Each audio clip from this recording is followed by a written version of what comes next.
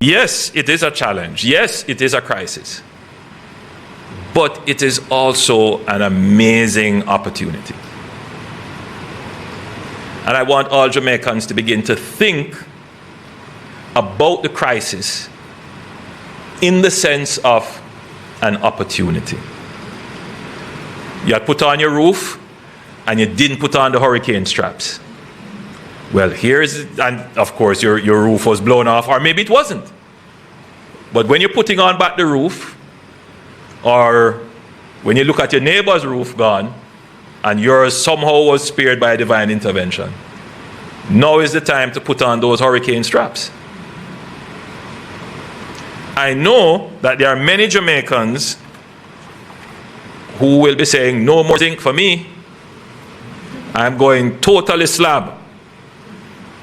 Before you think about slabbing your roof, make sure that the structures can support it. And in fact, Minister of Local Government, I think we may very well need to have a campaign to go around and inform the public, those who are reconstructing, that there are some engineering requirements for putting on slab roof, because you don't want to replace one disaster with another. Right? So that needs to be addressed. So as we transition into the recovery phase, we have also commenced preparation for the rebuilding and construction phase. As said before, the World Bank's rapid damage assessment has quantified physical damage at 8.8 billion US dollars. This figure includes damage to public and private property, but does not include economic losses and the cost of recovery. It is the cost of what was there before Melissa, and it does not include any premium on building back better or stronger. While this estimate will no doubt be refined by more detailed assessments, it is unquestionable that Hurricane Melissa is the deadliest natural disaster to hit Jamaica in over 70 years. In absolute terms, the cost of the damage is the highest of any hurricane in Jamaica's recorded history. This means the rebuilding effort will be the largest in Jamaica's modern history. Existing government structures, procedures, rules, and regulations are not designed for capital reconstruction at the emergency speed and scale required.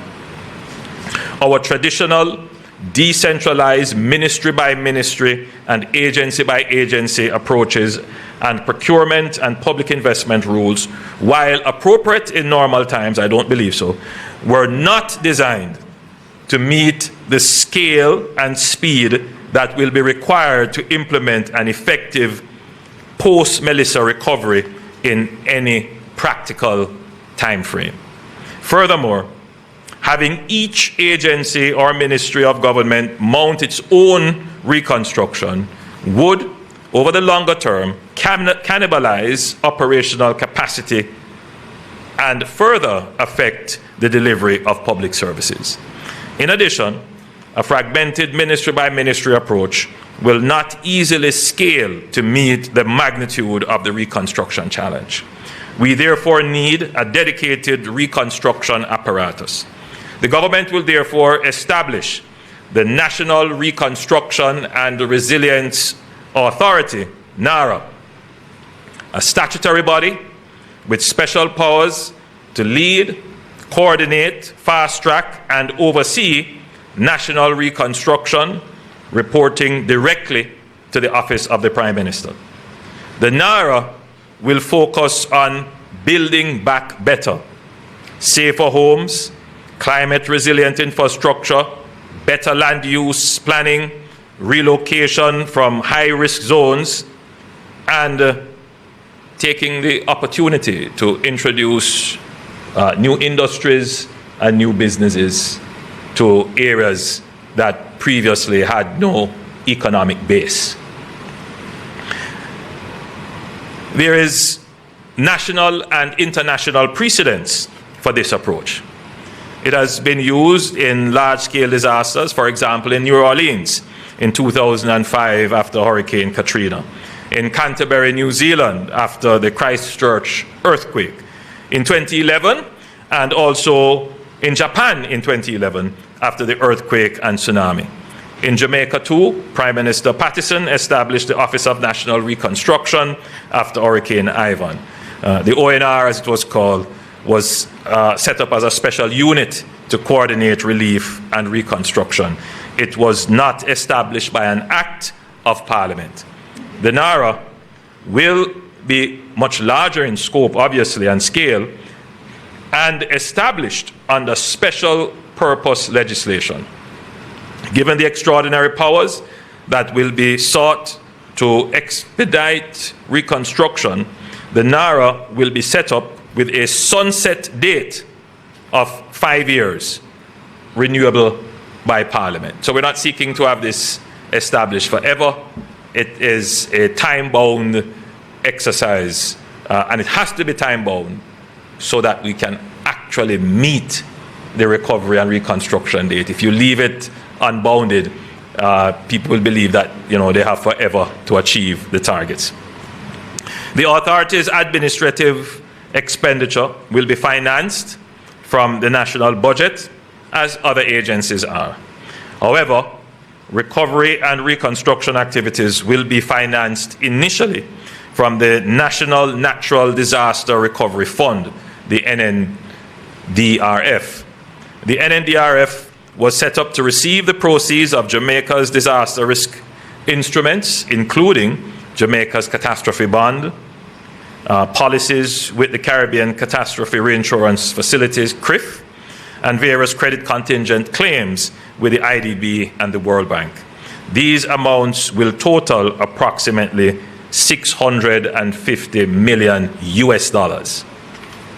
It is likely that the government of Jamaica will have to borrow to finance reconstruction beyond what will be available in our N.N.D.R.F.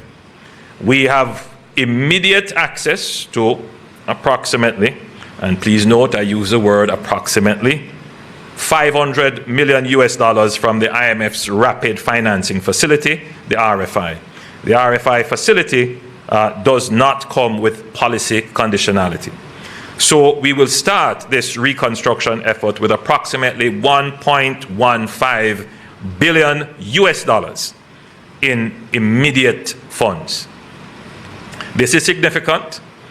To dimension this, under normal circumstances, it would take us 3 fiscal years to spend such funds in capital expenditure under normal circumstances.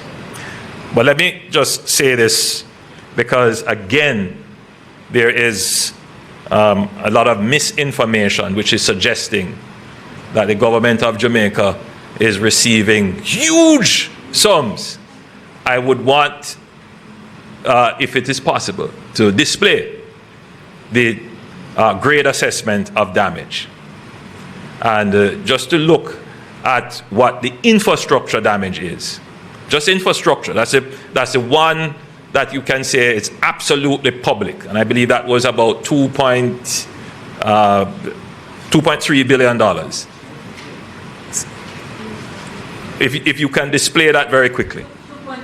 $2.9 billion of infrastructure damage. That's, you could say that's government's responsibility totally. And then there is a part of residential that would be government as well. And then there is a part of private, meaning private homes and private facilities that government may also have to assist. And then there is the relief and the recovery expenditure. So we have here a total of $1.15 billion. A part of it is the insurance and the contingencies that we have, and a part of it is immediately accessible debt that we could start.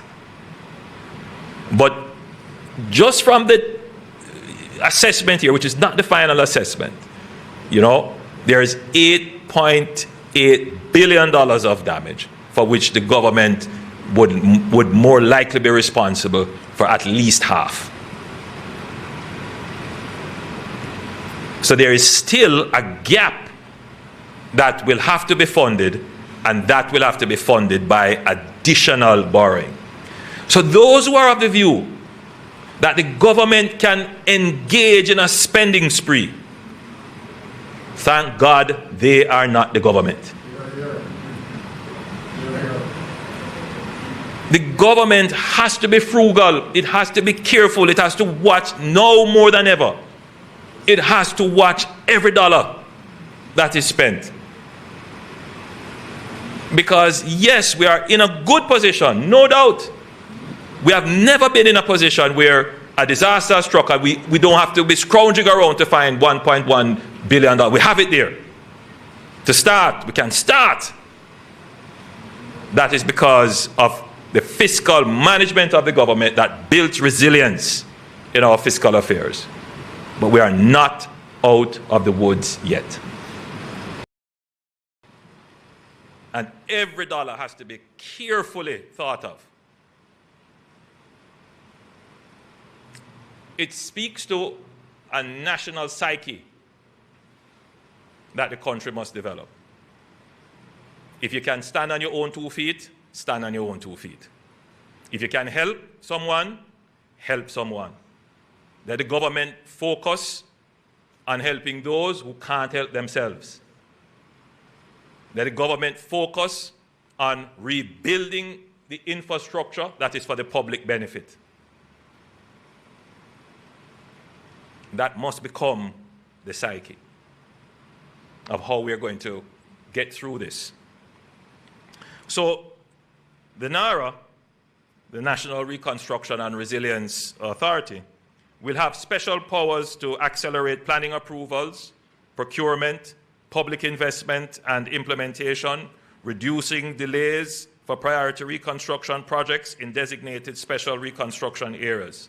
We will establish a high-level public-private advisory board, and that, well, we won't announce who the chairman will be, but it will have on it some of our elder statesmen, persons from civil society, technical persons.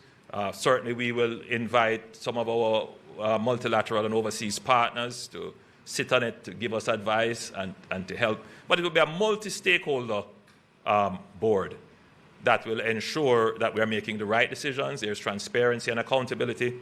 But more importantly, in the info disaster that is going on, we will need voices other than the government to explain some of the decisions that we will have to make. Because regardless of what we do and how we feel that we're making the right decision, Jamaica is a democracy. And ultimately, you want the people to understand what you're doing, appreciate it, and give their support. So we are not going to move ahead and leave the people. We're going to take the time to engage in conversation, to explain, and to challenge misinformation. As I said, any nonsense that is put up, any misinformation that is put up, we will stand there and challenge it. We will never cower in the face of falsehood.